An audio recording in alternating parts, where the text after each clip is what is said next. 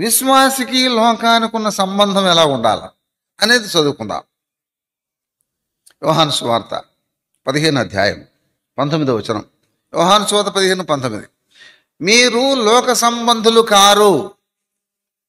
యోహాను సువార్త 15 అధ్యాయం 19వ వచనం. లోకము నుండి నేను వేరుపరిచి మిమ్మును ఏర్పరచుకొని ఉన్నాను. మీరు నన్ను ఏర్పరచుకోలేదు, కానీ నేను మిమ్మల్ని లోకములో నుండి ఏర్పరచుకున్నాను.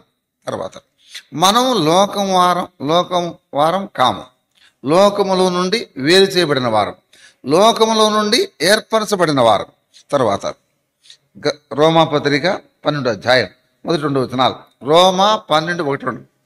లోక మర్యాదను అనుసరింపక, దేవుని బిడ్డలమైన మనం లోక మర్యాదను అనుసరింపక. తర్వాత గలతీ 6:14. గలతీ 6:14. లోకమునకు నేనును నాకు లోకమును సిలువ వేయబడి ఉన్నాము. లోకమునకు మనం సిలువ వేయబడి ఉన్నాం.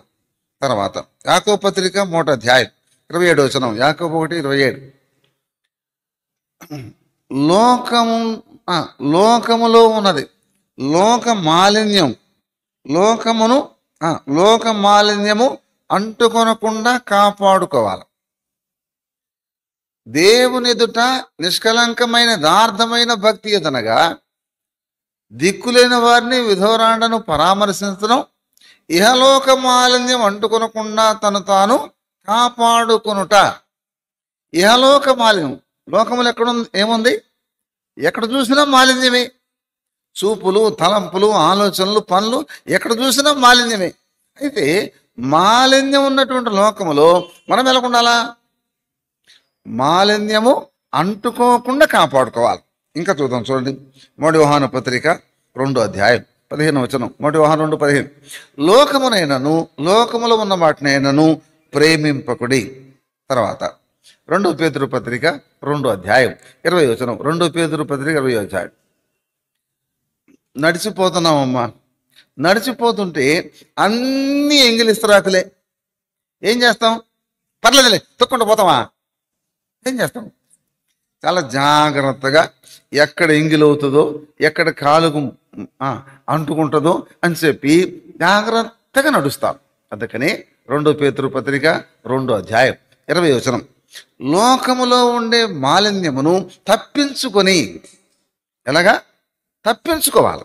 తర్వాత ఇంకా చూద్దాం, చూడండి. 1 యోహాను పత్రిక 5 అధ్యాయం 4 వచనం. 5:4. లోకమును జయించుదురు. లోకాన్ని ఏం చేయాలి? మనం జయించాలి. సరే, అంతటితో అయిపోయిందా? మత్తయి సువార్త 16 అధ్యాయం 26 వచనం. మత్తయి 16:26.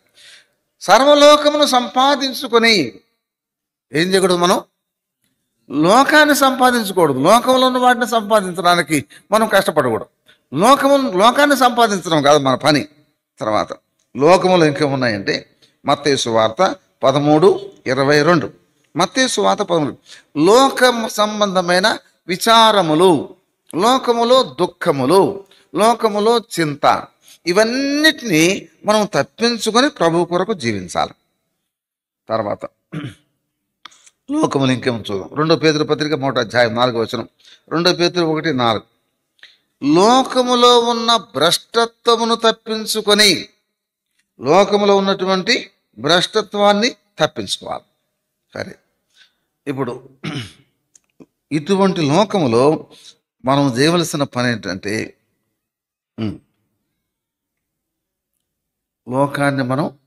లోకంలో మనం ఎలా కనపడాలా? ఫిలిప్పీ పత్రిక 2:16. ఫిలిప్పీ 2:16. లోకములో మీరు జ్యోతుల వలె కనబడుడి. ఎలా ఉండాలి లోకములో? సరే, లోకములో మనకేం కలుగుతుంది? యోహాను సువార్త 16:33. యోహాను 10. లోకములో మీకు శ్రమలు కలుగును. లోకములో మనకు శ్రమలు ఉన్నాయి. అయితే వాక్యం చెబుతుంది, నా సమాధానం ఇస్తున్నాను మీకు. ఇప్పుడు అంటూ ఏమన్నాడు? నేను లోకమును జయించున్నాను. సరే, లోకాన్ని జయించాను అన్నాడు యేసు ప్రభు 16 అధ్యాయంలో. 17 అధ్యాయంలో ప్రార్థన చేశాడు. 18 అధ్యాయంలో పట్టుకొని పోయినారు. 19 అధ్యాయంలో సిలువేశారు. అంటే మరుసటి రోజే యేసు ప్రభు వారు సిలువకు అప్పగించబడుతున్నాడు. ఇప్పుడు లోకాన్ని జయించినట్ట, యేసు ప్రభు సిలువలో ఓడిపోయినట్ట? ఎట్లా జయించినట్టు? మరి చచ్చిపోయాడు కదా, పట్టుకొని తీసుకుపోయినారు కదా, సిలువేశారు కదా. యేసు ప్రభు వారు ఎక్కడ జయించినట్టు? ఒక నేరస్తులాగా, ఒక ఒక ఒక నరహంతకుడిలాగా ఆయన కూడా సిలువేశారు. అయితే ఇప్పుడు ఆయన ఏమన్నాడు? నేను లోకమును జయించాను అన్నాడు. ఇప్పుడు ఎట్లా జయించినట్టు? ఆయన ఎట్లా జయించినట్టు అంటే, ఎందుకు సిలువలో ఆయన చనిపోయినాడు? లోకమంతటి కొరకు యేసుప్రభు చనిపోయినాడు. ఇప్పుడు చనిపోయిన తర్వాత సమాధి చేయబడ్డాడు. సమాధి చేయబడిన తర్వాత అయిపోయింది. సమాధి చేయబడిన తర్వాత యేసుప్రభు తిరిగి లేవకపోతే ఆయన ఓడిపోయినట్టే. ఇప్పుడు యేసుప్రభు లోకాన్ని జయించాడు. ఇప్పుడు ఏం జయించాడు? ఆయన సిలువలో మరణాన్ని జయించాడు, పాపాన్ని జయించాడు, సైతాన్ని జయించాడు. ఇప్పుడు నేను లోకం జయించాను కనుక మీరు ధైర్యంగా ఉండండి. లోకంలో మీకు శ్రమ కలుగుతాయి, అన్ని రకాల శ్రమ కలుగుతాయి. అయితే ధైర్యంగా ఉండండి. అయితే నేను మీకేమి ఇస్తున్నాను? సమాధానం ఇస్తున్నాను. నేను మీకు సమాధానం ఇస్తున్నాను. నేను లోకాన్ని జయించాను. తర్వాత నేను లోకం జయించడం మాత్రమే కాదు, లోకం కొరకు ప్రాణం పెట్టాను. ప్రాణం పెట్టి చనిపోయినాను, చనిపోయి తిరిగి లేచాను. అందుకని ప్రకటన గ్రంథం 1వ అధ్యాయం, ప్రకటన గ్రంథం 1వ అధ్యాయం 5వ వచనం, 8వ వచనం, 18వ వచనం. మొదటి వాడను కడపటి వాడను, అల్ఫా ఓమేగా నేనే. తర్వాత వర్తమాన భూత భవిష్యత్తు కాలంలో ఉండువాడను నేనే. తర్వాత 18వ వచనం, మొదటి వాడను కడపటి వాడను జీవించువాడను, ముద్రనైతిని కానీ ఇదిగో యుగయుగములు సజీవుణ్ణి ఉన్నాను. ఇది యేసు ప్రభు యొక్క విజయం. ఇది యేసు ప్రభు యొక్క గొప్పతనం. ఇప్పుడు ఆయన ఎందుకు తిరిగి లేచాడు? మనల్ని లేపడానికి. ఎందుకు మరణించాడు? మన పక్షంగా మరణించడానికి. అంత మాత్రమే కాదు, మనల్ని దేవునితో సమాధానపరచడానికి ఆయన మరణించాడు. ఇప్పుడు మరణం ద్వారా ఏం మేలు కలిగింది? మనకు దేవునితో సమాధానం ఏర్పడింది. దేవుని ఉగ్రతకు, దేవుని యొక్క శిక్షకు మనం పాత్రులమైనటువంటి మన మీద ఆ శిక్షను, పాపాన్ని భరించి దేవునితో మనల్ని సమాధానపరిచి లోకములో మనం ఎలా జీవించాలనేటువంటిది ప్రభు మనకు బయలుపరిచాడు.